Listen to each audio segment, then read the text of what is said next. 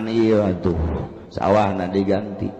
Engke mah jelema dagang teh dagang imah, sia imah didagangkeun, dipikir ku urang mah digotongan imah. Oh lain atuh dijieuna di mata. Kolot baheula nyararata aja, masyaallah. Luar biasa tah. Engke mah partai we nyaritakeun partai loba, engke bakal saeutik ke di akhir bakal loba deui, partai ke bakal saeutik deui ke bakal loba deui. Itu bararagus bang, bagus nah kabeh makin kali itu makin jore bae diletikeun jore dibawakeun jore kolot baheula geus ngomong teh heula sagala rupa ke siram geus aya kali ngujur ngulon tamah caina lain bakal jadi cai biasa bakalna getih tamah nu nyaianana lamun engke bakal pemerintah jieun kali ngebat kulon ket wetan ti wetan ka kulon eta teh engke eta mah lain jang cai biasa eta mah lain jang nyaian sawah lain jang nyaian huma lain jang nyaian masyarakat tapi ka utama bakal getih jeung Nabi nyaritakeun di akhir zaman bakal loba fitnah anu luar biasa sebab umat ieu awalna ma'afiyah lungsur langsat rarapi tapi di akhirna balauha loba balai loba fitnah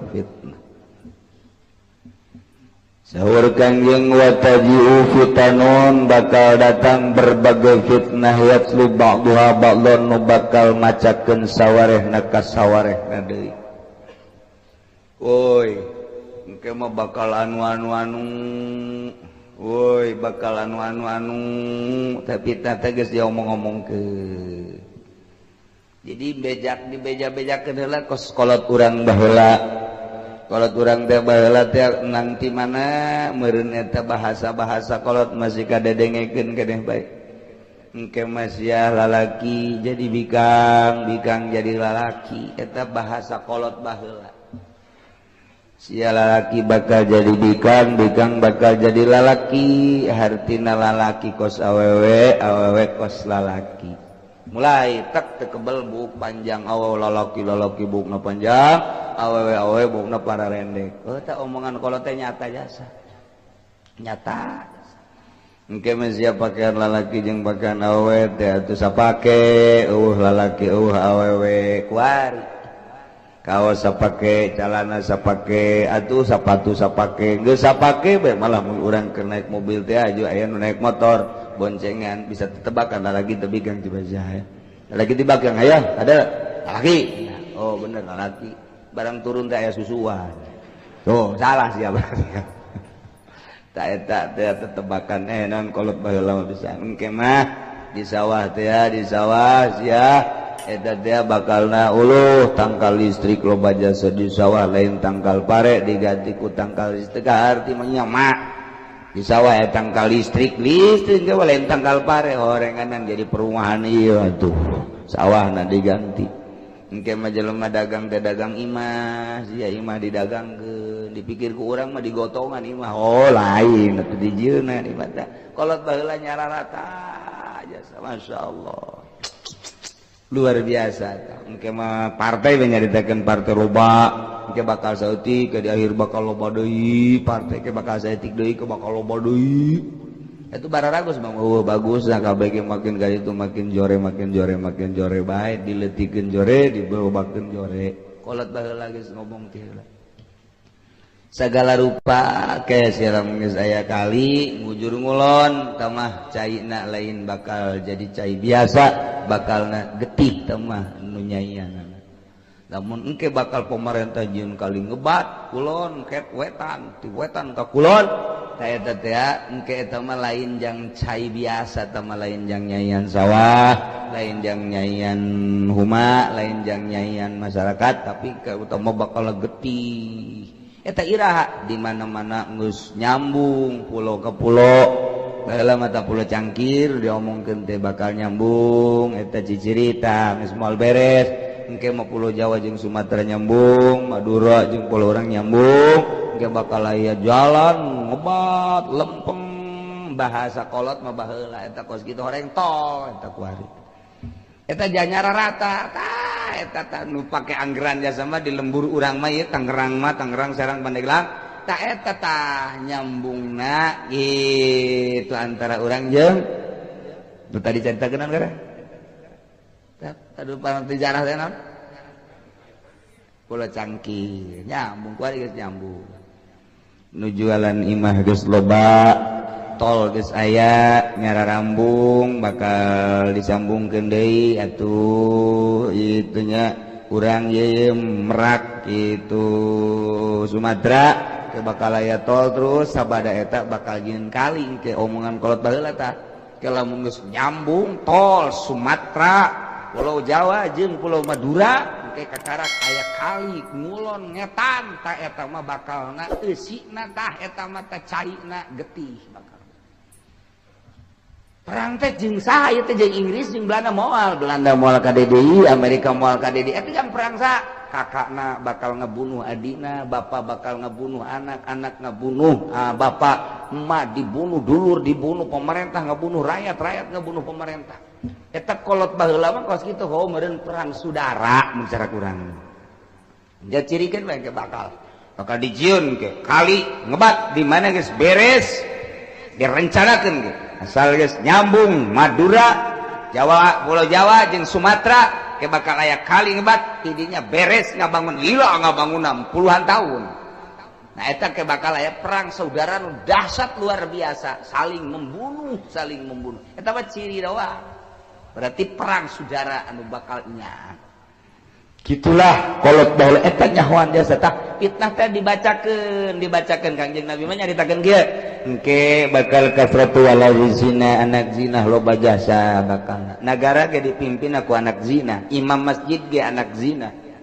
bakalna imam Jumat anak zina di kantor-kantor anak zina nu jadi presiden ge anak zina Kangjeng Nabi bakal kos kitu maknya henteu maknya aja kuari anak zina mah luluh pertikahanana teu bareres panbeureum jadi anak zina geus puguh nu zinah nama kuari ge doba jasa masalah sebab anak zina ngaji Quran bagus kuari jadi imam atuh geus mulai di sababaraha musola mah anak zina masalah ngan eta ucapan Kangjeng Nabi bakal kos kitu di akhir zaman teu bakal loba anak zina nu mingpin salat ge anak zina kantor anak zina presiden ge bakalna anak zina taji'u fitanun yatslu ba'duha ba'dan dibacakeun ku sawareh umat ka sawareh deui engke bakal loba nu mabok teh geus jadi kebiasaan bah pemuda geus mabok kuari mah ningkat deui lain ngaeuweuhan mabok teh budak SD mabok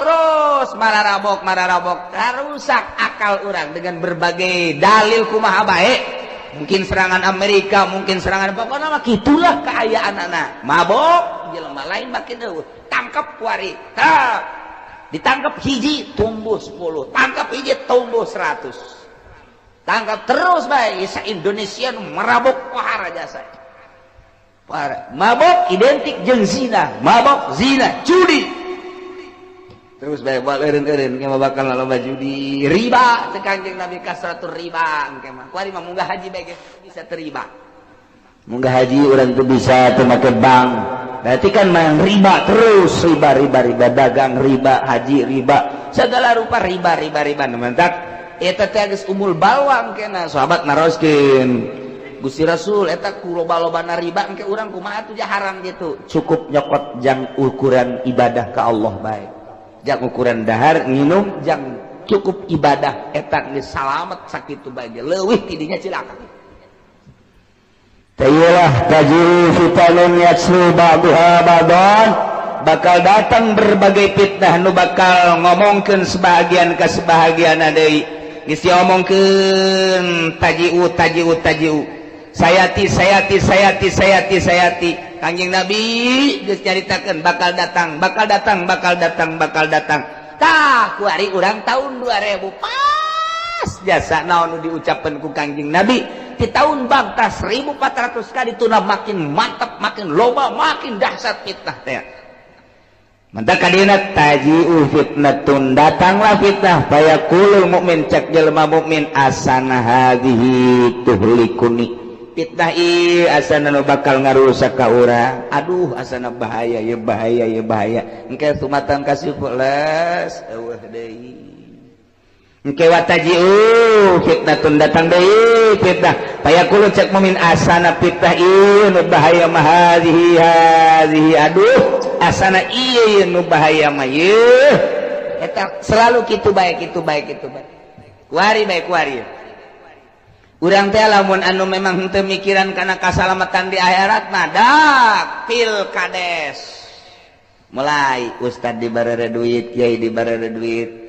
atuh ustad ondok mah seseria ondok teh seseria asa menang asa untung tapi kapan ari anu mikiran engke kumaha di akhirat mah pan ieu teh sogokan nu kos kieu ngaranna pikiran nih aing salamatan tempat ieu disogok ieu milih salah teu milih salah asana rusak ieu ku fitnah ieu tah nu bener mah si kiai si santri si masyarakat teh mikirna asana rusak ku fitnah ieu mah kelas eueuh de jol pilkada leuwih gede ieu mah leuwih gede seserian pan anu sok ka pendopo mah mantep lumayan 3 juta saminggu sabulan atawa antri di ditu teh cak anu kos kitu mah seserian huhahe tapi cak anu mikir mah asana fitnah ieu nu bahaya mah ieu duh kamari mah leutik ieu mah leuwih gede asana bahaya dak datang ka hari las eueuh datang pilgub lumayan kuari bae ge Tangerang teh geus kabagi 2 kiai teh aya Kiai Wahidin aya Kiai Atutin sabagi 2 kuari teh kadeuleu ieu Kiai Wahidin jeung Kiai Atutin lain deui mah lamun buringas Kiai Atutin eta lamun anu bangsa kieu eta Wahidin eta mah kitu di Serang di Pandeglang Kiai Ustad geus kabagi antara Yan Kosimul Kiai baena Wahidin wa Atutin jadi geus kabagi 2 kuari geus sebagai itu motor lagi lamun diselat teh atut lamun Wahidin mah mogok Wahidin mah eta kos kitu mah fitnah bagi anu raramean mah anu asa meunang geus heheotan bae tapi nu mikiran aing salamatan teh di akhirat ku kos kieu teh ieu pan bisa dipertanggungjawabkeun ieu teh sogokan teh ieu teh halal apa henteu sih duit kos kieu mikirannya asana ku ieu aing rusak ieu bahaya ieu beres eta las eueuh pilpres leuwih gede teu eureun-eureun kitu jeung kitu bae tajiu fitnatun gontok-gontokan ke berbagai organisasi bergontok-gontokan antara partai jeung partai ngan lamun kurang dipikir teu kumaha gontok-gontokanana lamun urang dek berjuang ye boga pikiran hayang berjuang tok urang kuari cicing di Indonesia sementara Muhammadiyah terus bae nyulusup sedangkan urang kan hese eta teh untuk menopang eueuh di jalan kecuali kudu make organisasi di NU urang asup ka NU beneran NU ribut NU jeung Muhammadiyah fitnah kanu aya Islam papada Islam timbul deh PKS kok ieu nyelonong bae si PKS teh PKS teh nyelonong jasa teh teu pugu anggeranana dasar hukumna teu pugu anu teh urang otomatis ka nyieun tandinganana partai berarti dah naon ieu partai urang ieu tadi PKS wari orang PKB geus eueuh maot dia bibiranana anu aya keneh tapi wujud gang Adam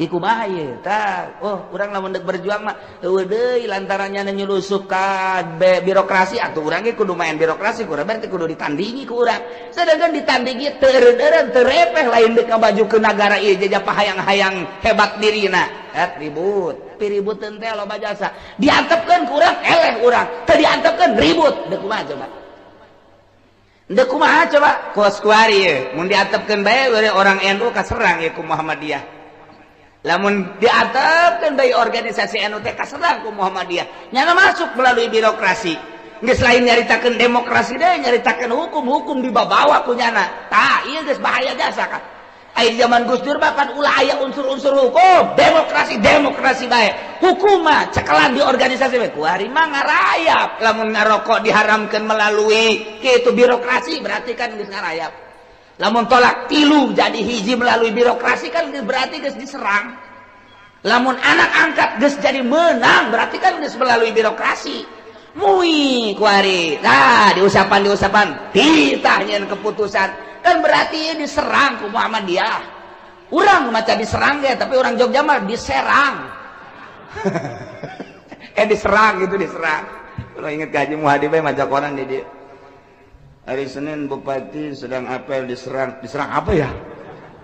Dia baca korannya, ini diserang bagaimana ya? Ada apa ya? Oh mana coba lihat. Diserang bukan diserang. Oh iya diserang. Ada bupati hari Senin apel diserang. Sama apa diserangnya? Serang, sia udah serang atuh. Salah maca berbahaya. Tah, ieu caritana urang ieu mun nyaritakeun perjuangan. Nyeri hate teh nyara terus bae nyulusut NU-na ieu hees bae ngees. Serangan partai dengan saukur ngaranna doang Partai Islam P3, Partai Islam PKB, Partai Islam naon deui geus berarti geus tuh BPR dan lain sebagainya ngan ngaran doang perjuangan mah tetep bae PKS nyulusut coba halangan atuh sia mun urang gairah timbul aing tampil teh ieu mah nu tampilna si bangsa bocokok deui bae kuduna anu siap ngaberesan tah ieu urang beuki lamun deuleu kadinya rapuh amat atuh Indonesia teh rapuh amat kumaha kahareupna timbullah gairah hayang urang fitnah nu aya perang antara politik partai jeung partai perang antara organisasi urang cicing berarti nyana terus-terusan merajalela urang berangkat perang teu eureun-eureun ilah zaman fitnah ngaranna lantaran henteu leuleuy hatena henteu tawadu ieu mah pahayang-hayang ka bagi pokos imam masjid bae imam mushola nu pantes mah jadi imam teh itu dia mah kurang pantes lantaran nyana nu hayang teu terus bae waladhdallin terus bae teu pararantes sabenerna mah eta teh terus bae gesek-gesek iyalah zaman fitnah pokos kitu tajiu fitnatun ieu terus teu eureun-eureun fitnah moal eureun-eureun terus bae mah mantak lamun keur mikiran kieu amat ieu sih padahal bupati naja kurang kumaha tapi geuningan gerak-gerakan bupati anu kitu keneh tah ieu teh deuk iraha atuh pembisik-pembisik mantak naon atuh bisiki maka bisikan-bisikan agama ternyata nu deukeut jeung jelema gede teh pernah ngabisiki agama boro-boro ngabisiki agama korengan lagi atuh teu nyahoan ka agama ieu beuki hancur fitnah tadi tuna beuki ambalaya engke mah meureunna nu nyahoan ka pangeran meureun nyahoan maraca buku bae jeung di laptop bae terus bae belajar teh make televisi make kitu buku kabelah dina koran henteu make belajar langsung ti guru geus waktu fitnah makin fitnah kuari nu oleng otakna loba jasa anu nyokotan wiridan ti buku di wirid nyokotan buku nyokotan wiridan ti televisi nyokotan wiridan ti kitu naon kitu ngaranna ti satelit dan lain sebagainya ayeuna kuari oleng jelema gede aroleng akibat tina wiridan kos kara itu kos nanahonan nah iyalah fitnah zaman fitnah teu beunang salah saeutik tah nu mentek ieu dicaritakeun ku Kangjeng Nabi bakal pahara luar biasa kita faman ahabba saha jelema nu dikahayang ayu zahzah dijauhkeun tina neraka yudkhula jannah atau diasupkeun ka surga fatatihi fitnatahu maka kudu ngadatangan kana fitnahna wa huwa yu'minu billahi wal yaumil akhir bahasana kos kitu tapi nu dimaksudna mah kieu fitnah pasti datang tapi jelema tetep bae iman ka Gusti Allah iman ka yaumil akhir lamun hayang salamet jauh tina neraka hayang salamet berarti asup ka surga ketika fitnah datang ulah milu-milu cicing bae iman ka Allah iman ka yaumil akhir tetep bae teu bisa diganggu gugat teu aya tawar menawar nyana mah kitu bae eta salamet kamu geus bae cicing waalaikumsalam ieu aya sumbangan ti atut gede teh letik letik haram gede ya maja haram main sama mobilin di motor sama mobil halal aduh masya Allah Waalaikumsalam ijaya ya itu jati itu bukan sebenarnya 500 haram bedakan haram 500.000 haram aing mah geus moal tanggung jawab di akhirat hese minggu harap dikiriman nih berarti 5 juta haram tanggung jawab na hese ayo lah bong nanda daletik soran haram minggu harap seperti 20 juta Alam.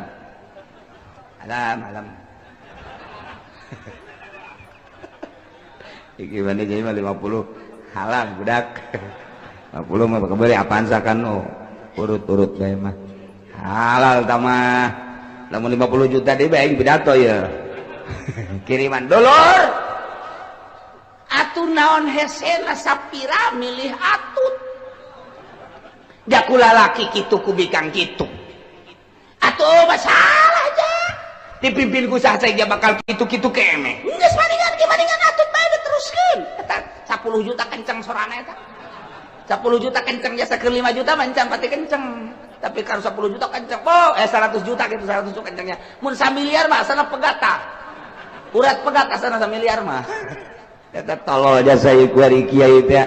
Lepas dari kalah dan menang, lepas dari begitu atau tidak begitu, haram tina jihad milih awewe lagi geus haram. Tapi ieu kajeun ka masyarakat mah bodoh ieu kiai nu nyaho hukum, tolol lagi, tolol deui. Tama ibnu tolol wa ibnu ibnu goblok tama tuh.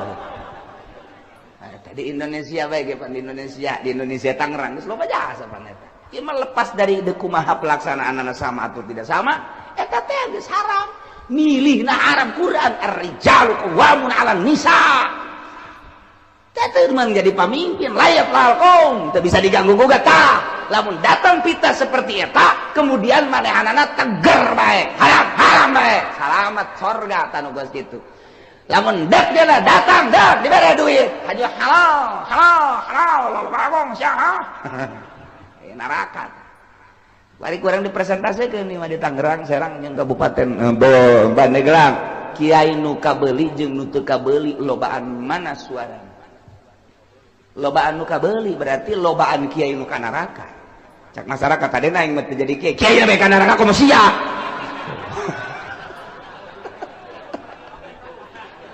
Aduh, ya nuturkeun kiai ban.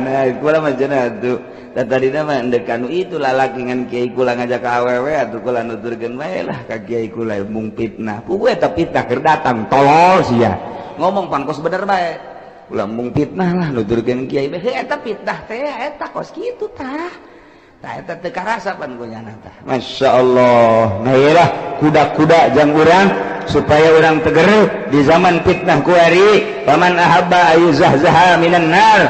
Saha jelema nikah hayang dijauhkan tina neraka anin nar tina neraka dulu kalau atau diasupkan ke surga.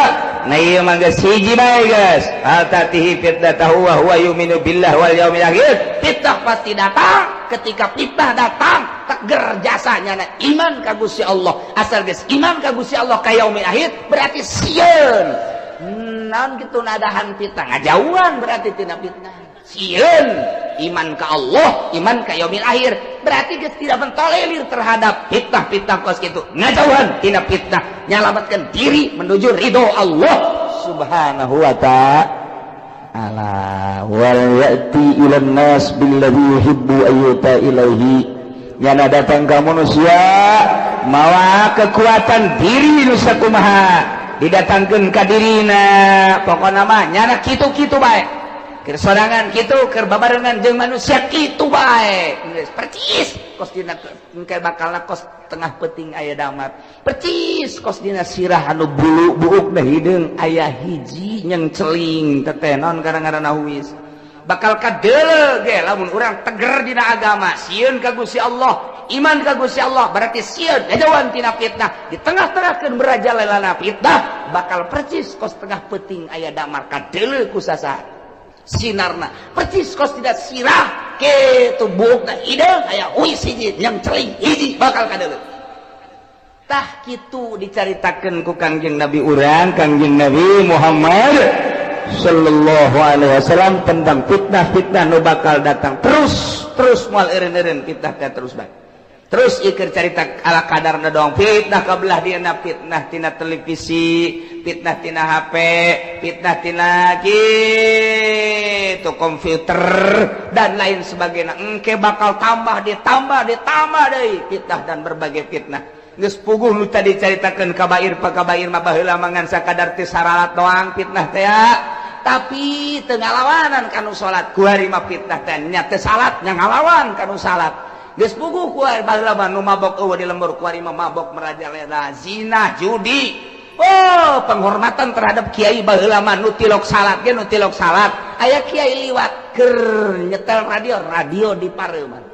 Radio di pareuman aya kiai memang pantes geus kitu teh. Kuari mah aya kiai tah digedekeun. Nah, aju kiai na joget deh atuh. Mantap atuh ja kiai na ge ceramahna ge mawa keyboard. Henteu kumaha coba atuh ja kiai na ge ceramah ge joget ieu. Atuh di imah kiai na ge TV atuh aya 5 pan. Paranti nyana, paranti pemajikan, paranti anak, paranti tamu. Wah, ambalayangan teu jualan TV doang tak kiai. Fitnah jeung fitnah, fitnah jeung fitnah. Terus makin ka ditu makin parah. Terus disapirakeun bae ku kiai teh, HP dianggap enteng, televisi dianggap enteng. Memang manfaat aya tapi modorotna nu luar biasa. Ketika urang deuk berjuang mah butuh teh informasi silakeun, tapi keur henteu mandeukna naonan atuh. Nah, makin ka dieu dirasakeunana makin loba, makin bahaya, makin bahaya. Amburadul ka dituna sarua bae. Baheula seragam Sabang sampai Merauke bahwa duit bank riba, bunga bank riba. Eueuh nu tentang kamari ieu kurang kumaha teteh di zaman bapak-bapak urang komo bapak kolot urang mah kadenge ngejelengeng keneh teh rentenir teh haram. Bunga bank haram Sabang sampai Merauke di Indonesia ulah nyaritakeun internasional nasional seragam kabeh mulai teh aya hiji dua halal ditukil ku kiai make jamul jawame bahwa bunga bank teh halal di jamul jawamean. Masya Allah ku berani teh geus teu kudu dilawan tah mah sok sia jamul jawamean goyatul usulan los leg-leg ku sia tapi urang mah geus boga anggaran kurang kumaha Fathul Muin kurang kumaha kitab kitu naon ngaranna Ihya na Minhajul Abidina jeung berbagai kitab-kitab fikih bacaan bae geus teu kudu nukil-nukil mab saralah kuari tukilan-tukilanana. Sebab naon eta kos kari itu teh maksakeun kalantaran dirina aya di dinya tukil, dirinya aya di dinya di organisasi teh tukil, dirinya aya di dinya di perusahaan showroom nukil nyana. Jadi lain berbicara secara umum kumaha ieu secara umum malah aya nu ngomong kieu. Sabenerna mah eta teh riba teh tah nu diharam-haramkeun ku kiai eta teh cenah kiaina bodoh sabenerna. Aya nu ngomong kitu lagi kiai.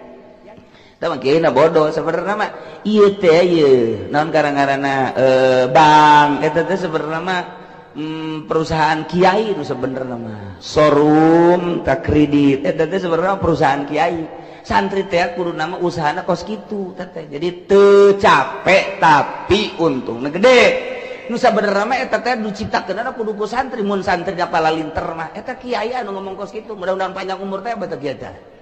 Mudah banyak urang bisa tobatna. Masya Allah geus kabali ngerjasa selidik horenganan kiaina anakna boga showroom. Atuh ai endek boga showroom mah ulah ngomong-ngomong kos kitu terus bae leg-leg ka apa ku kiai jadi orang koros mah tuh. Nah ieu timbul ucapan-ucapan fitnah jeung fitnah ieu nyaritakeun fitnah tungtungna kiai jeung kiai fitnah ku teu seragam dina hukum teh maksakeun diri. Inilah di akhir zaman bakal loba fitnah terus moal eureun fitnah teh bakal terus menerus hiji jelema nu salamet tina fitnah anu iman ka Allah jeung ka yaumil akhir hartina tetep netepan dina sieun ka Gusti Allah Subhanahu wa taala. Lain jang kepentingan rakyat, lain jang kepentingan masyarakat, tapi jang beteungna jeung nafsuna hungkul. Nu jadi tanggelan jeung bahasa mah jang rakyat untuk rakyat dari rakyat untuk rakyat bebejana mah horengan nanti dituna mah rakyat mah diperet jang kahirupan dirina masing-masing. Itulah bakalna di akhir zaman. Tapi tetep bae lantaran urang dijadikeun ku Gusti Allah manusia. Sedangkan manusia teh bernegara-negara kobilah-kobilah. Ieu negara kudu diurus ku urang. Teu meunang henteu kudu. Sebab lamun teu diurus ieu negara engke agama bakalna acak-acakan. Nu mantak teu bisa kaluar di Islam mah agama jeung negara teu bisa. tapi lamun urang make berdasarkan demokrasi negara jeung agama bakal terpisah manusia ieu adalah manusia eta insan sosial hubungan anak sesama manusia jeung lingkungan ditinjau bahwa manusia ieu adalah insan sosial eta adalah ngabutuhkeun kana tata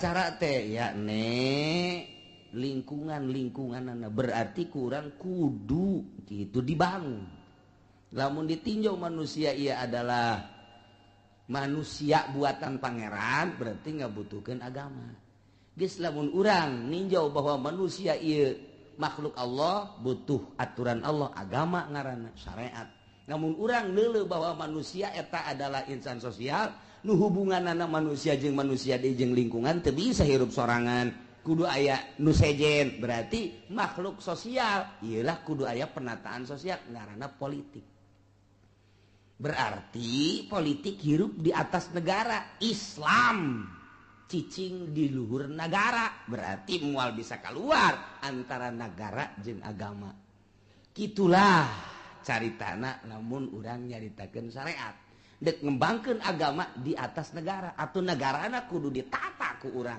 moal bisa keluar kajen ku kumaha ge agama jeung negara lamun urang negara bae teu make agama acak-acakan kos kuari negara bae teu make agama korupsi terus bae maling terus bae nu zina teu dibunuh teu diranjam anu mabok teu dikukuha terus bae eta ngaranna negara teu make agama percis kos di Cikupa bae kieu ngaranna teu make agama hayu bae duit naon tah duit ngagabres bae tah eta nagara teu make agama ieu kos di urang ieu kos kieu nu mantak leuheung jelema nu hayang jadi DPR masih leuheung keneh siap ka neraka berarti teh jelema nu jadi bupati siap ka neraka lantaran geus make agama nu siap jadi gubernur berarti sarua jeung kieu Gusti abdi siap jadi gubernur di akhirat siap abdi dikerodokeun di neraka ge sarua jeung kitu sebab teu make agama teu make agama mana agamana atuh bari geus teu salat diatep nyanana teu pernah ngajak salat ngaranna teu make agama nu zina diatep teu make aturan Al-Qur'anul Karim ngaranna teu make agama nu mabok diatep teu aya undang-undang sesuai jeung aturan Al-Qur'an ngaranna teu make agama nu korupsi miliaran triliunan diatep nu maling kotok teu make agama nu kos kitu ngaranna tah ieu nagara urang teh eta deuleu kumaha teh berarti nagara lempang teu make agama siap ka neraka kabehan mulai ti RT calon neraka kabeh ka ditu aing mah lain ngomong lalagan beneran sia cek RT pan aing ngaji tinggal ngaji aduh cek RT aing mau ngaji deui minggu hareup mah sabodoh sanu ngitas yang ngaji ka dieu ngaji ka ditu sia jeung bupati ka ditu bakal korupsi kabehan sia cek RT kiamat aing eureun bae ulah wakat teh heula ieu eureun mah kan gitu make agama sadar sia negara urang teh teu make agama sadar sing sadar lain lalagaan mana agamana cenah eta ka Mekah ge lain nyanyitaan nyana mah kan saukun marat doang hayu tanyakeun ka kandung ieu jangan teu ditahan teh enten teh nyana mah kan sakurul ka Mekah sia jual embe jual kotok untungna jang aing sia mah kali itu pehek ajeung ditudeuna ge di itu jauh jasa 12 kilo 13 kilo sarua jeung kalar itu sia parai habak mun disompralkeun teh bahasa rakyat kos kitu bahasa rakyat mun disompralkeun teh kos kitu kamareka sia wahai urang Balaraja aki-aki nini ku aing deuk ditudeuna jauh los sia deuk parai ka kajen malah mah banding paeh habak di ditu aing ngaracun hese mending parahe bae di ditu mantap lamun aya nu paeh teh ieu teh jamaah haji alhamdulillah eta bahasa mun dikedalkeun teh kos kitu sadar atuh teu sadar kos kitu da kumaha tuh ja urang merantap di ditu teh nu ngadengekeun usul nu ngadengekeun tah eta bahasa agamaan ieu teh nagara teh ieu mun hayang nyaho mah kuari agama tanpa negara pesantren teh ngembangkeun agama Al-Qur'an hadis kalam-kalam ulama dijelaskan teh cuman teu bergulir secara praktis sia-sia aing-aing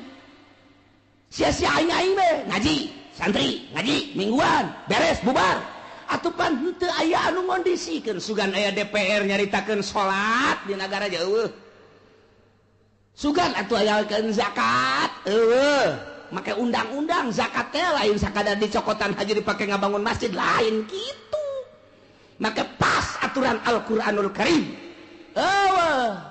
agama teh ngan sakadar dibahas di majelis taklim dibahas di pondok pesantren santri ngaji bari nundutan ieu kos kieu kos urang ieu komo nu di tukang mah geus beak 2 gelas kopina ge dengan sabar kieu ge tah eta keur nyaritakeun agama tapi penerapan di negara kan henteu berarti agama berjalan dengan sendirinya henteu diatur ku negara lempang masing-masing agama lempang sorangan negara tuh make agama kos kieu ya acak-acakan mantap nu perlu ditangkap ditangkap nu teu perlu ditangkap tangkap lantaran henteu tek and zip tidak saling agama jeung negara teh Islam mah agama jeung negara ngahiji Gus Dur baheula nyaritakeun tidak jatuh agama dengan negara di Indonesia nya ngomong kos gitu sebab Indonesia bukan negara Islam demokrasi walaupun bagaimana tidak akan nyatu dengan agama jalan sendiri negara jalan sendiri pakai demokrasi tidak akan nyatu di Indonesia kecuali ceknya nanti kalau perang dulu Gus Dur ngomong gitu tidak akan nyatu di Indonesia agama dengan negara agama jalan sendiri masing-masing yang Kristen jalan yang Katolik jalan, yang Buddha jalan, yang Protestan jalan, yang Islam duduk tempat. Artinya jalan masing-masing sebab tadi kondisikan di negara. Aturan-aturan agama negara teh aturan da aturan Walanda bae. Tah ieu geus kieu tah ndak moal akur. Kiai salila anak ngan saukur pakai kokoset bae ku lurah ku camat ku bupati datang ka ku presiden geus kokoset mah singkir sia ka ditu kiai jam wali pake Quran mah negarana lain make negara Quran mantap kiai anu mimilu dibuntut pamarentah kiai kokoset kiai dipake kokoset teh nu kos kitu teh datang ke nyana ini kan negara kita tanggung jawab bersama Kiai pun termasuk di dalamnya. Mari kita sama-sama. Siap cak Kiai teh. Yuk Kiai kita jalan. Ayo. Kok kecil amat? Enggak ada kendaraan ini. Oh iya dikasih gede. Iya siap. Rada gede tanya. Kendaraannya jelek amat. Bere dia mau. Siap. Kiai kokoset makos gitu. Aya kendaraan ngahoak. Kendaraan cicing. Eta Kiai nusuk pakai kokoset. Biasanya Kiai Golkar takut gitu. Iya tahan di negara tapi iya keur carita sekelumit takos gitu tak moal ngahiji datang ka kumaha ge di urang mah ieu teh moal ngahiji sebab bentuk negarana lain negara syariat tapi negara demokrasi ge di urang teh encan demokrasi anu jelas demokrasi masih keneh abang-abangan demokrasi anu geus make masih keneh can jelas demokrasina ngan kieu kaayaanana kieu lah buktina tetep bae negara urang keur kieu kaayaanana urang bangun tetep tanggung jawab terhadap negara wajib apa kudu lepas teu bisa lepas atau lamun lepas udah jadi bupati udah jadi gubernur udah jadi presiden atuh ke Amerika nyerang ka urang tetep bae bentuk RT tenang teh jadi RTD gua teh lurah biasa lamun bisa mah nya ge jadi lurah jadi camat bisa sesuai jeung aturan atuh pangheulana ka sorga nya ge ngan moal lamun aya lurah aya camat aya bupati gubernur ieu teh bener-bener di Indonesia kemudian make aturan-aturan agama pangheulana ka sorga ngan moal sekali deui lamun aya lurah lamun aya camat bupati gubernur ieu kabeh sesuai jeung aturan-aturan Al-Qur'an pangheulana ka sorga nya lantaran nya pemimpin ngan moal endeu kumaha tuh henteu tah kos kitu nah iyalah negara urang kieu kaayaanna tetep bae kudu aya bae lurah aya bae pamong aya bae utusan bupati di daerah camat kudu bae aya bupati kudu aya gubernur kudu bae mun eueuh doraka kabehan tetep bae tah cak kiai boleh tah boleh ya kadeketan atut cenah ya. Iya sardi saya gua ari. Sardi nu mantak sedih kunaon emang Kiai? Nu mantak sedih geus nyaho jasa di ditu tah tanda tangan Kiai di Tangerang geus aya tanda tangan Jang Atut tolol tah Kiai. Cek cenah mah aing teu nyaho meureun. Nyaho di Cisoka geus aya di Blaraja geus aya nu can mah di Pasar Kemis doang can kabere duit bangun eta. Komo Pandeglang jeung Serang mah rarempag. Ya Allah, ya Rabbi dek dikamanakeun eta otak Kiai. Dek dikamanakeun eta pemikiran Kiai. Anu nyana teh kapan dideulekeun ku Gusti Allah salah milih lain sakadar salah di akhirat tanggung jawab si Kiai. Dituturkeun Kiai mah ku masyarakat di tukangna. Kumaha lamun masyarakat? Ye, abdi mah milih ge turutan Kiai. Cek Kiai teh Kiai mah ngajak teu ngajak Kiai yo. Jadi kitu kan izin mangke urang di masa di kitu. Loh, Kiai ngajak hari tadi panggung teh gieuan. Teu bisa kukuha. Eta Kiai ngajak emang kunaon itu? Ayo dibere duitnya. Kula onom teh dibere duit. Kiai mah dibere nya. Atuh dibere Kiai mah jangan setik. Atuh dibere karena 2 kali kan 3. Aduh izin lalakon makan. Coba urang tah kalalakon akhirat ieu mal kebal dege trek paeh. Lalakon ka ditu geus ganti izin amat mun dikitu-kitu ku masyarakat. Kuari diizin-izin ku masyarakat tapi engke di alam ku Allah, maning engke di alam ku Allah daripada kuari disanjung-sanjung ku masyarakat. Hidup ngan saukur sajuta-juta ceuhil dan naonan. Tapi di akhirat dikerbekeun ka neraka. Ya Allah, cak malaikat Jibril, Kiai yang kemarin hidup-hidupan beserta yang hidup-hidupannya berjamaah. Alhamdulillah. Kamana ya? Neraka. Sial. Coba pulah pilih saya tik. Ye. Wa man baya imaman cegangjeng Nabi saha jelema anu sumpah setia terhadap pemerintah, pemimpin. Fa'atahu sabqata yadihi wa samrata qawdihi. Sumpah setianya nasa salaman beat. Sumpah moal keluar mencari dukungan lain. Jeung sumpah luar biasa setiana penuh hati. Buah hati na benar-benar ngatukung kelanjutan bangsa jeung negara. Khalifah yang bahula beat, saya akan siap membantu Abu Bakar Siddiq. Di zaman Sayyidina Umar beat, saya siap akan membantu Sayyidina Umar. Nyawa pun taruhannya jadi. Ketika Sayyidina Utsman, saya siap cek sahabat membela Sayyidina Utsman. Sasalaman beat. Geus kuku bage, hulu jadi suku, suku jadi hulu, siap beat ngaranna. Sasalaman sepenuh hati. Itu kene zaman Sayyidina Ali. Itu kene zaman di zaman Sayyidina Muawiyah buaya terus eta khalifah. Kamari ge di zaman Presiden Soeharto beat. Orang Golkar tapi itu khusus. Kemanapun Anda tetap akan saya bantu sekalipun salah tetap. Kiai ge kos kitu kan saya beat sebab pondok saya udah dibangunkan oleh Golkar. Beat saya. Anu geus dibere mobil beat. Anu geus dibere ka haji ke Mekah beat. Kiai oplo. Beat teh kos kitu zaman Golkar tah.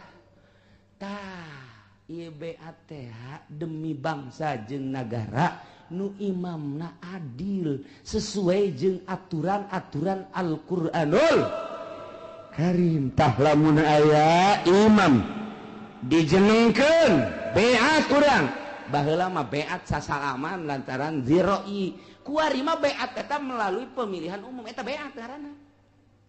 Cing ada teteh beat teteh ngaranna teh beat orang memilih teh sarua jeung beat. Ai baheula mah sasalaman sepenuh hati lantaran ziroi nu milihna kuari mah kabeh sarua bae kuari ge beatkeun dengan melalui kartu. Eta teh beat. Sarua jeung kieu mun dibahasakeun mah ku ahli munazarah mah eta ge dakwah dimdiah kan ngaranna. Jadi lamun dijabarkeun mah kieu urang milih tak kadinya teh set ka SBY misalna. Ieu mah SBY kabeh kan ieu. Cek beda kadele Demokrat lain deui. Sarua jeung kieu ieu. Gusti abdi sepenuh hati memilih SBY. Akan saya gitu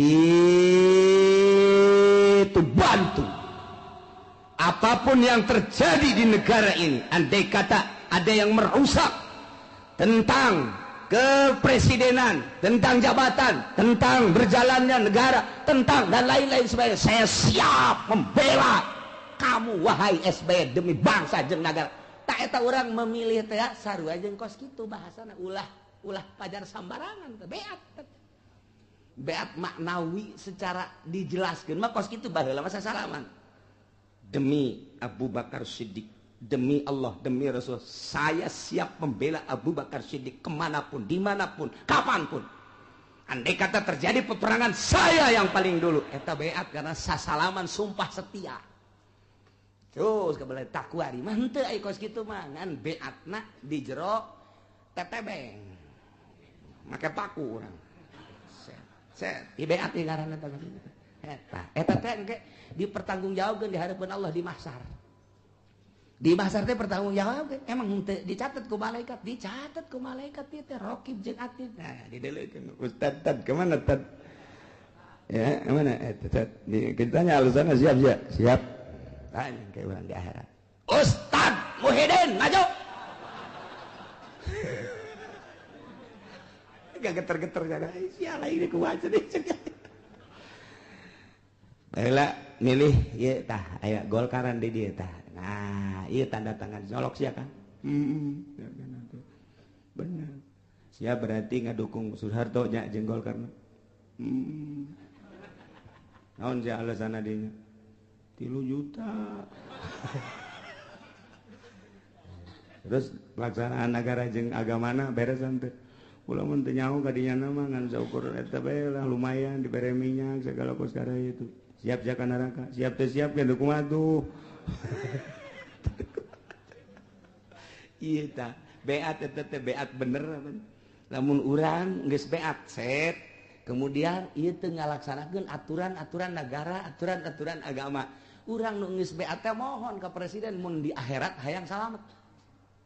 Datang, Waalaikumsalam. Pak, saya kan memilih Bapak, kemudian Bapak tidak melaksanakan aturan-aturan negara dan aturan agama. Daripada saya nanti ditanya oleh malaikat munkar nakir atau nanti oleh Allah, oleh malaikat yang mewakili Allah. Nah ini saya lebih baik bahwa saya sekarang keluar dari beat saya sebab tidak melaksanakan aturan-aturan negara dan agama. Salam. Cek presiden lu udah stres naon teh budaknya. Hayu siap berani kos gitu, salam teu berani bahaya. Ji balai lalagan emang ngaji ya. Ngaji cenah atuh ka presiden mah ge teu sanggup. Datang sia ka lurah. Asal aya tanda tangan lurah bae bahwa sia henteu ngadukung ke di akhirat bawa ka. Malah masih wasiatkeun habak mun aing pae eta tulisan asupkeun habak bisi abe malaikat maca ka aing. Wah aing geus kaluar di dukungan eta teu beres ya dukungan ieu. Eta teh dipertanggungjawabkeun mantak ngahuleng jelema anu mikiran akhirat teh aing ngadukung berarti beat teh. Dihatanya di hadapan Allah ku ari keur carita leutikna 1 juta 2 juta gedena kendaraan ka dituna bisa ngabangun tapi di akhirat dikerebekeun di neraka. Masya Allah. Otak pasang tatang korak kiai. Ulangan seukur kituna doang. Ih, cipan urang mah pamimpin. Ih, kumaha ieu tah.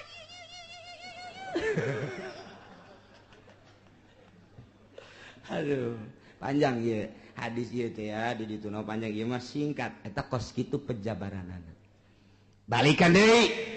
Jelema nu beat ka imam sumpah setia memberikan lambaian tangan atau sasalaman dengan sepenuh hati maka paliti'u wajibnya nurut ke pemerintah wajib ini stato'a lamun mampu. Nah lamun urang geus dukung salah seorang pemimpin nu jujur nu adil siap tempur perang nyawa taruhana andai kata aya deui nu nyieun pamimpin atawa nu hayang atawa anarkis atawa bugot ingin menggulingkan macam-macam tah.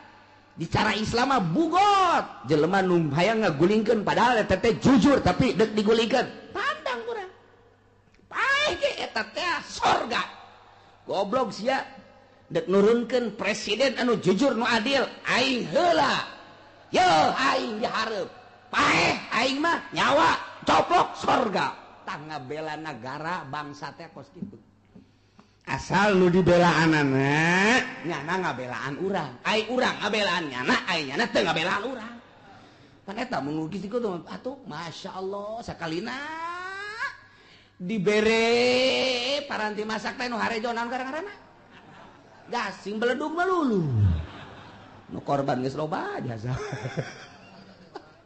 kamari ieu deuk naik bensin geus pahara mobil rarusakan eta emang demi rakyat tah lain sih kos kitu ayo coba lamun dicaritakeun satu persatuna masya Allah mana nyana ka rakyat ai rakyat teh teu meunang henteu kudu ngadukung nyana bere duit jangan ngadukung teu meunang ngomong salah ai nyana hayang didukung ai urang teu daek didukung nyieun SPPT bae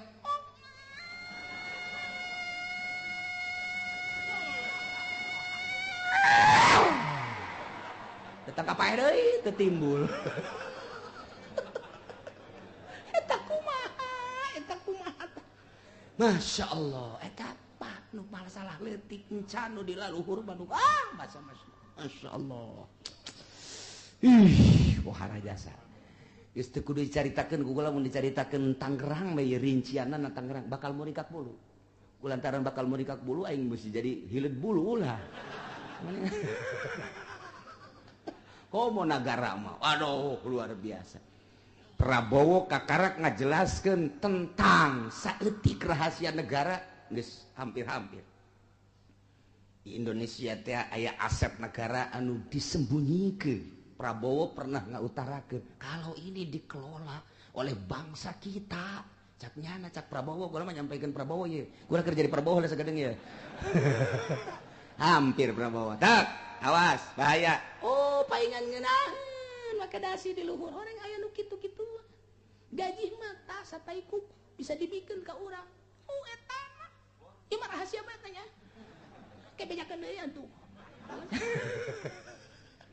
tuh lengkap waris sorotan Prabowo luar biasa lantaran nyana pernah membukakan tentang rahasia saeutik tentang eta oh lamun dikelola berarti pohara tapi tetep bae kanajan kunyana ge can puguh keneh bae jageuninganan kitu deui kitu deui kitu deui kieu deui kieu deui kieu deui tah ieu ye kuari mun ieu mah keur nyaritakeun jelema beat siap membela pada salah satu pemimpin siap tempur wajib nurut lamun mampu mun aya deui nu endek ngagulingkeun wajib ku urang ditopang supaya ulah jadi bahkan cak Kangjeng Nabi andai kata aya jelema endek ngagulingkeun seorang pemimpin anu jujur wadribu unuqul akhar penggal beheungna paehan berarti titah diperangan bugot-bugot mantap karita ingat baik kalau make Hasyim Muzadi hati-hati dengan bugot-bugot nyana berbicara atas nama partai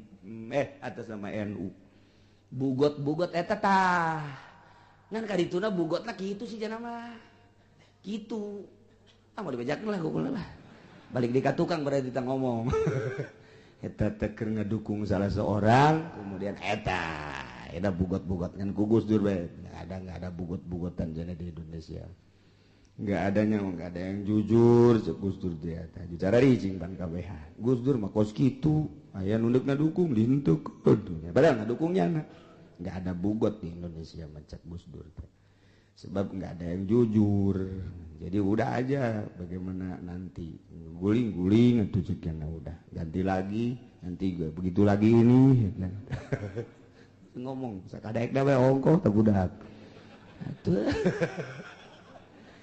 kos gitu dek dibantu pan eta nyana di istana teh anu dek ngabantu pohara jasa NU seluruhna ngabantu Ansor dek ngabantu Banser dek ngabantu Garda dek ngabantu di luar eta partai dek sabaran nu ngabantu ulah sampaikan ka lengser cek Gus Dur apa-apa enggak usah dibantu saya cukup dibantu sama Allah aja urusin kamu aja cuy ya udah saya mau pulang aja pakai celana pendek aja lah giliran dek dibantu embungeun pan hese di Gus Dur mah tata kos kitu tah enggak ada bugot-bugotan si Gus Dur teh ieu mah andai kata tah kos kitu seorang pemimpin dek digulingkan bunuh nu dek kagulingkeun anggap bugot mun pamimpinna adil. Ikir cerita hadis ya mah. Wa kana Abdullah bin Umar, kayaan Abdullah bin Umar nyarita kieu atihu tunur badai ka sultan tapi fi taatillah dina nurut ka Allah, dina taat ka Allah, instruksi pemerintah tuturkeun wa'sihi fi masyiatillah tapi maneh kudu nyulayan ka pemerintah lamun dina maksiat ka Allah. Namun instruksi anu maksiat ulah dituturkeun, namun instruksi anu taat wajib tuturkeun, tinggal gitu bae. Wari instruksi anu taat tuturkeun, instruksi anu maksiat ulah sakitu bae. Qala ba'dul ulama wal muradu bi qawli fadribu unuqal akhar huwa azluhu wa khal'uhu la qatluhu wa mautuhu. Cek ba'dul ulama nu di murad fadribu unuqal akhar bahasa Kangjeng Nabi cek tadi penggal beheungna taeta azluhu wa khal'uhu majaz berarti turunkan, singkirkan la qatluhu wa mautu lain kudu dibunuh. Waqala badhud al muradu bihi nu dimaksud ku ucapan Kangjeng Nabi fadribu qat'u ra'sihi wa idhabun nafasi bunuh beneran lantaran didukung ku hadis ya dulu ala hadza qaulu fi hadisin akhar fadribuhu bisaib aya bahasa bisaib ka ila mangkama kumaha aya na bae tetep perangan wa huwa zahirul hadis cuman dihartina kieu cek urang mah ye eta teh bahasa non gitu tafsiran padribuhu maksudna lamun aya hiji pamimpin kemudian aya nu deuk ngagulingkeun tak nu deuk ngagulingkeun ku urang wajib kudu diperangan sampaikan ka dibunuh maksud dibunuh teh aya nu dibunuh beneran bunuh pokona mah aya anu bahasana dibunuh cak Kangjeng Nabi tapi nu jelas mah lain dibunuh singkirkeun ulah aya dibunuh mah tapi dikuatan ku hadis tadi bunuh ku pedang di mana bae kumaha bae bunuh tak iya teh disyaratkan lakin surito fi dzalik ayakunal awal adlan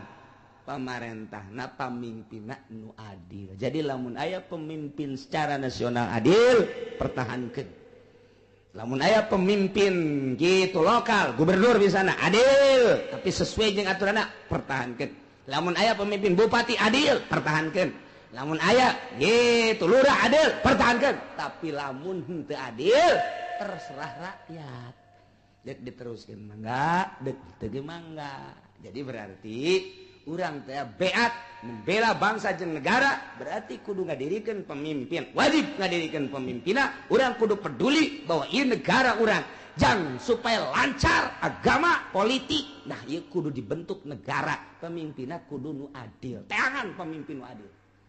Beat orang melalui pemilihan umum colok orang toblos ke orang mun teu dibere duit teu dek nyolok eta tah nu bloon nama tah kuari geus ngarep-ngarep ira turun aja can turun kana wae ira turun rakyat teh tolol kabeh mending mun tilok ngaji menusuk ngaji ge karitu nusuk ngaji ge karitu tah aya dibere duit gampang teh dibere duit henteu jadi kepedulian padahal eta teh ganjaran mantap kuari mah gas ulah make mikiran-mikiran duit kuari dek milih presiden saya presidenna aing mah teu perlu dibere duit komoletik mah kecuali gede jalan teu perlu duit nah aing geus adil ya sana ya adil ya geus nurani urang kaji ku urang ieu ke nyana ngomongna kumaha kemudian sepak terjang awalna di mana kumaha oh iya berarti pemimpin pilih ke orang gitu kene gubernur iya pembangunan geus rada bagus ya ki aya tapak di masyarakat maju deui aturan-aturanna dibandingkeun jeung nu sajen-sajen rada bagus pilih ke orang kemudian bupati gitu kene iya aya pembangunan sekian persentasenya lumayan pilih ke orang eta meunang ganjaran milihna nah setelah kurang dipilih sesuai jeung nyana tatadina janji urang milih aiprak barang tak teu akur jeung perjanjian datang urang ka imam bupati Assalamualaikum henteu rek nanaon imam bupati minta tanda tangan bahwa keluar kula tina dukungan engke daripada di akhirat engke ku malaikat kula ieu mah tapang tanda tangankeun bahwa kula tekan keluar sakitu bae balik mau teu boga ongkos minta ongkos cak bupati sial dah budak kitu eta kos kitu. Nah ieu ngaluar dukungan kanu teu adil kudu jelas sabab kumaha baheula urang beat mah jelas atuh urang kaluar lagi kudu jelas. lamun adil teruskan urang di alam ku Gusti Allah subhanahu wa ta'ala. Nah iyalah urang terus-terusan moal eureun-eureun pilkada pilgub pilkades pilpres kebalik deui pilkada pilgub pil balik deui kitu bae pil-pilan bae ge mah teu eureun-eureun ya kaeta kudu boga aturan urang teh pilih sesuai nurani demi bangsa jeung negara aing ieu teh nu kudu dipertahankeun cek agama paeh ge sorga ieu agama aing ieu teh pertahankeun kudu nyieun pamimpin tapi awas nu jujur jeung nu adil sakitu bae wallahu a'lam.